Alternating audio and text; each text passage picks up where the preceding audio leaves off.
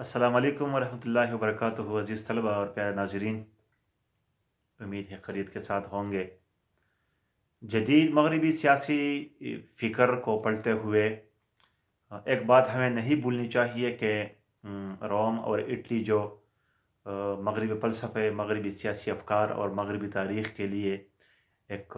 مرکز اور سنٹر کی حیثیت رکھتے ہیں، اور جہاں پہ کسی زمانے میں ایک عظیم رومن امپائر یا عظیم رومن سلطنت جو دنیا کا واحد سپر پاور تھا وہ موجود تھا، تو روم کی تاریخ پڑھے بغیر شاید ہم آگے مغربی سیاسی فکر اور فلسفے میں آسانی کے ساتھ نہ بڑھ سکے۔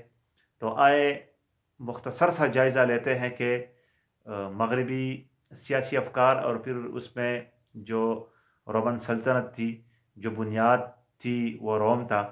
تو یہ کیسے اور کب وجود میں آیا۔ روم ایک شہری ریاست کی صورت میں 753 قبل مسیح میں وجود میں آیا تھا، اور پھر چلتے چلتے تقریباً 244 سال تک ایک شہری ریاست کے طور پر دنیا کے نقشے پر موجود تھا، اور 509 قبل مسیح میں روم ایک شہری ریاست سے جمہوریہ یعنی ریپبلک بن گیا، اور 509 ہی کے بعد رومن جمہوریہ میں پارلیمنٹ کی بنیاد رکھی گئی۔ پارلیمنٹ کے دو ایوان تھے، ایک سینٹ تھی اور ایک سٹی کونسل تھی۔ اور یاد رہے کہ آج کل کی جو جدید جمہوری دنیا ہے اور جس کی پارلیمنٹ آج کل ہوتی ہے، اور جس کے یا دو یا ایک ایوان ہوتے ہیں، ایوان بالا اور ایوان زیریں، جس کو ہم نیشنل اسمبلی اور سینٹ بھی کہتے ہیں، تو شاید یہ دونوں ایوان روم ہی سے نقل کیے گئے ہیں جس وقت روم میں جمہوریت تھی۔ لیکن یاد رہے کہ 509 کے بعد تو روم ایک شہری ریاست سے جمہوریہ میں بدل گیا، اور اپنے دور جمہوریہ میں ہی روم نے بڑی بڑی کامیابیاں سمیٹ لی، اور یونان جو کسی زمانے میں علم اور ثقافت اور کلچر کا، فلسفے کا مرکز تھا، اور جس نے بڑے بڑے فلسفی سقراط، پلیٹو، ارسطاٹل اور تالیس کی صورت میں پیدا کیے گئے تھے، تو روم نے 144 قبل مسیح میں اسی یونان اور اس کی تمام شہری ریاستوں کو قبضہ کر لیا اور جمہوریہ روم میں شامل کر لیا۔ 47 قبل مسیح میں روم کا ایک مشہور شہنشاہ تھا، جولیس سیزر اس کا نام تھا، اور اس نے کوشش کی کہ وہ جمہوریہ روم کو ختم کر کے اسے ایک امپائر کے طور پر بنائے، اور اس نے اپنی کوششیں شروع کی، لیکن سینٹ کو جب پتہ چلا، سینٹ کے ممبران نے اسے 44 قبل مسیح میں قتل کر دیا۔ اس کی قتل کے بعد اس کا ایک اور رشدار شہنشاہ بن گیا، اور اگسٹس کے نام پر وہ مشہور ہو گیا، اور اگسٹس نے رومن جمہوریہ کو رومن امپائر میں تبدیل کر دیا، اور 117 بعد مسیح تک، یعنی 117 صدی عیسوی تک روم دنیا کے نقشے پر ایک سپریم پاور کے طور پر موجود تھا، جس نے یورپ، افریقہ اور ایشیا کے تقریباً 55 ممالک اپنے اندر ہضم کر دیے تھے، جن میں برطانیہ، فلسطین، اسپین،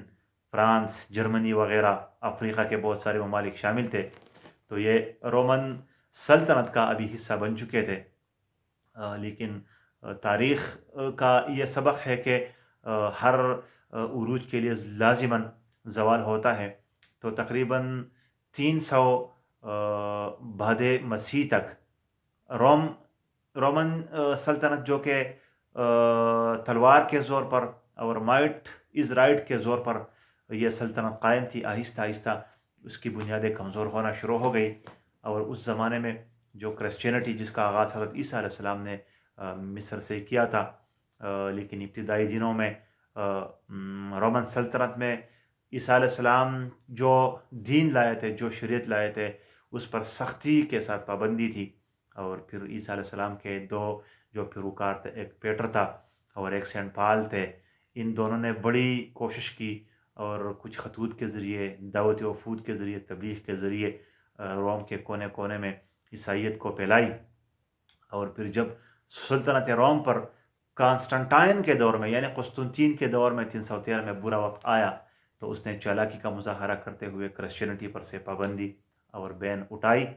اور اس کا مقصد اور حکمت بھی یہ تھا کہ یہ پسے ہوئے لوگ جو بڑی تعداد میں عیسائیت قبول کر چکے ہیں، یہ رومن سلطنت کے لیے کامیابی اور مضبوطی کا سبب بنیں گے۔ 313 میں اس نے عیسائیت پر سے پابندی اٹھائی۔ اور پھر 325 بعد مسیح میں نیسا، جو ترکی کا ایک شہر تھا اور اس زمانے میں رومن سلطنت کا ایک مشہور شہر تھا، وہاں پہ ایک کانفرنس بلائی، اور اس کانفرنس میں عیسائی دنیا سے بڑے بڑے جو بشپس تھے، یعنی مذہبی پیشوا تھے، ان کو بلایا، اور اسی کانفرنس میں بہت سارے فیصلے ہو گئے۔ پوری عیسائی دنیا ایک عقیدے عیسائیت کے ایک عقیدے پر متفق ہو گئی۔ اور اسی کانفرنس میں کانسٹنٹائن نے 3 عہدے، یعنی بشپ، ایبٹ اور پوپ، یہ 3 عہدے کریٹ کر لیے۔ اور اس کے بعد آہستہ آہستہ چرچ یا کلیسا دنیائی معاملات میں اور دنیائی اختیارات میں بھی دخل اندازی دینے لگے۔ لیکن یاد رہے کہ اس سے تقریباً کچھ 28 سال پہلے 285 عیسوی میں، یعنی جب روم ایک بہت بڑی سلطنت بن گیا تھا اور انتظامی طور پر ایک روم کا ایک بادشاہ یا ایک شہنشاہ کے لیے چلانا بہت مشکل تھا، تو 285 بعد مسیح میں یا صدی عیسوی میں روم کو 2 حصوں میں، مشرقی اور مغربی حصے میں تقسیم کر لیا گیا۔ لیکن ان دونوں حصوں کے درمیان اتنا بہت بڑا فرق نہیں تھا، جانشینی کے اصول ایک ہی تھے۔ لیکن پھر تقریباً 110 سال بعد، یعنی 395 صدی عیسوی میں، جب یہ سلطنت، اس کا انتظام چلانا مشکل ہو گیا، تو انتظامی طور پر مکمل اختیارات کے ساتھ دونوں حصوں کو علیحدہ کر دیا گیا۔ لیکن یاد رہے کہ دونوں حصوں میں، یعنی مشرقی حصے میں اور مغربی حصے میں، عیسائیت اپنی سرایت کر چکی تھی، اور زندگی کے تمام شعبوں پر تقریباً عیسائیت کا غلبہ اور کنٹرول آ چکا تھا، اور زندگی کا کوئی ایسا شعبہ نہیں تھا جو عیسائیت کے کنٹرول سے اور عیسائیت کی ضد سے خارج ہو۔ لیکن بدقسمتی میں جو مغربی روم تھا، 476 بعد مسیح میں کچھ جرمن قبائل اور کچھ باربیرین وحشی قبائل نے مغربی روم پر حملہ کر کے اس کی اینٹ سے اینٹ بجائی، اور مغربی روم دنیا کے نقشے سے مٹ گیا۔ لیکن مشرقی روم اپنی مکمل آن بان کے ساتھ قائم رہا، اور جو 395 قبل مسیح کے بعد مشرقی روم کہلاتا تھا، لیکن چونکہ بیزنٹیم ترکی کا ایک شہر تھا اور اس کا دارالخلافہ بن گیا تھا، تو اس لیے اس کو ابھی مغربی روم کی جگہ، مشرقی روم کی جگہ اس کو بازنطین سلطنت کہا کرتے تھے۔ اور جس طرح میں نے کہا کہ عیسائیت دونوں ونگز میں، دونوں حصوں میں، دونوں سلطنتوں میں مکمل آن اور بان کے ساتھ اور شان کے ساتھ زندگی کے تمام شعبوں پر حاوی تھی کرسچینٹی۔ لیکن عیسائیت کے اندر جب ہم تمیز کرتے ہیں، اور میں نے اپنے پہلے لیکچر میں مغربی سیاسی فکر کا جو پہلا دور تھا، یعنی قدیم دور یا اینشنٹ پیریڈ، تو اس میں اس کے کچھ خصوصیات بتائے تھے، اور ان میں ایک خصوصیت یہ تھی کہ یہ مذہبی معاملات سے فلسفہ جو تھا، رومن فلسفہ تھا، اور ان میں کچھ فلاسفر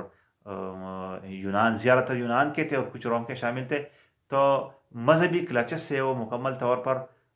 آزاد فلسفہ تھا، آزاد سوچ تھی، اور انٹلیکچوئل اسپیکولیشن ان کا ایک خاص صفت تھی۔ لیکن روم میں ابھی عیسائیت کی چھتری تلے یہ صفات مفقود ہو گئی، اور عیسائی مکتب فکر کے جتنے بھی فلاسفرز تھے، تو انہوں نے زندگی کے تمام شعبوں کو کیا کہ عیسائیت کے چشمے لگا کر ان کو دیکھنے لگے۔ آزاد سوچ، انٹلیکچوئل ایکٹیویٹیز اور ذہنی جو سرگرمیاں تھیں ان پر پابندی لگی، اور ہر چیز کو، ہر سرگرمی کو، ہر ایکٹیویٹی کو آپ عیسائیت کے چشمے لگا کر دیکھا کرتے تھے۔ اس لیے مغرب کے اپنے مورخین، یعنی صرف مشرقی مورخین نہیں یا مسلمان مورخین نہیں، مشرقی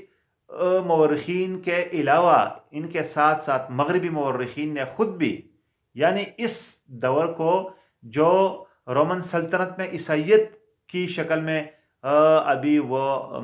دور آیا تھا، تو اس کو خود مغربی مفکرین اور اسکالر جو ہے نا وہ ڈارک ایجز کے نام سے یاد کرتے ہیں. اور اس ڈارک ایجز میں جو تقریباً 1000 سالہ دورانیہ ہے. اپنے نیکسٹ لیکچر میں ڈارک ایج، یا جس کو ہم پولیٹیکل سائنس اور سیاسی فلسفہ اور مغربی سیاسی فکر کی تاریخ میں ڈارک ایجز کے ساتھ ساتھ میڈیول پیریڈ یا مڈل ایجز بھی کہتے ہیں، تو اس پیریڈ کی اپنی صفات اور اپنی خصوصیات ہیں، جس کے لیے ایک لیکچر، اپنا الگ لیکچر چاہیے. تو انشاءاللہ میں اپنے نیکسٹ لیکچر میں مغربی سیاسی فکر کا جو مڈل ایجز ہے یا ڈارک ایجز ہے یا میڈیول پیریڈ ہے، ان کی مختصر صفات آپ کے سامنے بیان کروں گا. لیکن چلتے چلتے میں نے کہا کہ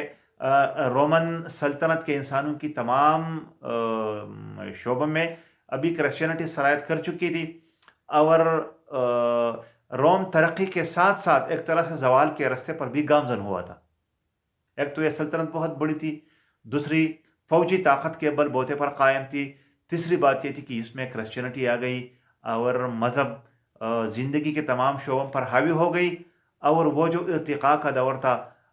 وہ آہستہ آہستہ ابھی اس میں کمزوریاں اور کمیاں کوتاہیاں شروع ہو گئی. تو رومن سلطنت اسی طرح قائم اور دائم نہیں رہی. اس کا جو مغربی حصہ تھا وہ تو 476 میں جرمنز نے اور باربیرین قبائل نے ختم کر دیا تھا. لیکن اس 476 کے بعد تک 1453 تک، یعنی تقریباً کچھ کم 1000 سال تک مشرقی روم دنیا کے نقشے پر ایک سپریم پاور کے طور پر رہا. لیکن کرسچینٹی اس میں مکمل طور پر سرایت کر چکی تھی. اور پھر ایک ایسا وقت آیا کہ جب مشرقی دنیا میں، اسلامی دنیا میں عثمانی ترکوں نے ایک عظیم خلافت اور سلطنت، خلافت عثمانیہ یا سلطنت عثمانیہ قائم کی تھی. تو پھر جیسے ہی مغربی روم ختم ہو گیا اور مشرقی روم کمزور ہوتا چلا گیا، تو ترکوں نے 29 مئی 1453 کو مشرقی روم پر یلغار کر کے اس کا جو دوسرا ونگ تھا یا مشرقی بازو تھا اس کو بھی ختم کیا. اور یوں تقریباً کچھ 2200 سالہ دورانیے تک دنیا کے نقشے میں کبھی ایک شکل میں اور کبھی دوسری شکل میں، یعنی پہلے شہری ریاست کے طور پر، پھر جمہوریہ کے طور پر، اور پھر امپائر کے طور پر، سلطنت روم کے طور پر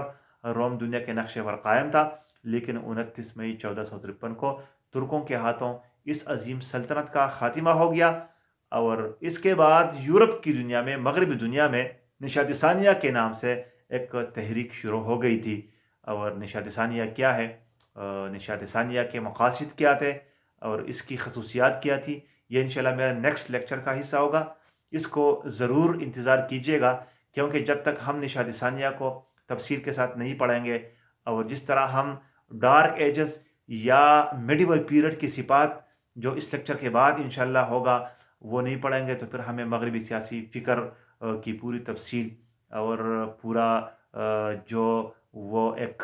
تذکرہ ہوگا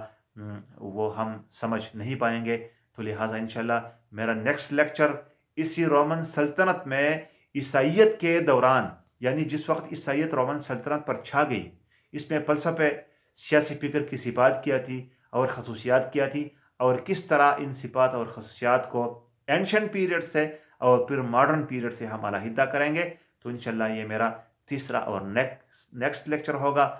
تب تک آپ سے اجازت چاہوں گا. اللہ حافظ. خوش رہیے اور سلامت رہیے.